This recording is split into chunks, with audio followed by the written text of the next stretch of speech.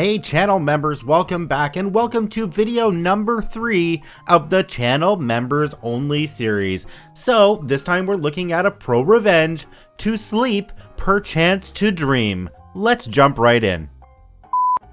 Was reminded about this last night while going through some old photos with the wife.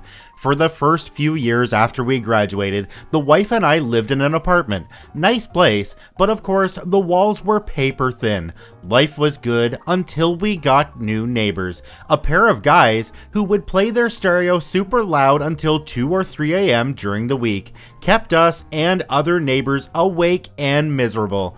They mainly did it on weeknights because they would work or be gone from the apartment almost every Friday, Saturday, and Sunday. Life became really sucky. Their speakers were up against the common wall to our bedroom, which made it completely impossible to sleep. We, and other neighbors, tried talking with them, going to the complex's management, even calling the cops. Never got more than a few days respite, then they were right back at it. They were also assholes in other ways, parking in other people's reserved spots, etc. Basically a-holes.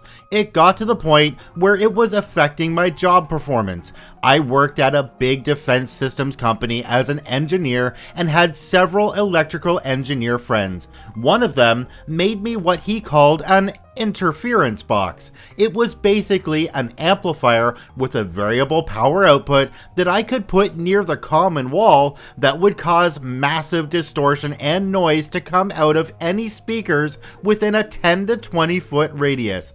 Made it impossible to use their system. I got to where I would turn it on around 10 p.m. and leave it on all night. It made a bit of a buzzing noise itself, but not bad. I'd just cover it with a couple of pillows and I could sleep. If I turned it up all the way, it would also mess with their and my TV.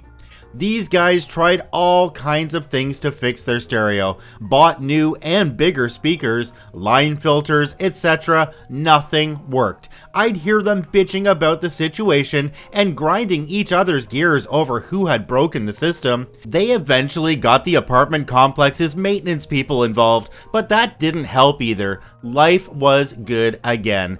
One day, they packed up and moved out, skipping out on their lease. They were not missed. New neighbors were quieter than us. Stayed in the apartment until we bought our first house 6 months later. I've lived in a number of apartments over my years, and oh my gosh, I wish I had something like this at certain points. I can think of one where the people below us would play their music so loud that it would make our floors vibrate. Something like this definitely would have put them in their place and would have made living in that apartment a much more enjoyable experience. As always, I want to thank OP for posting this story to the ProRevenge subreddit. You guys can visit them at the links in the description below.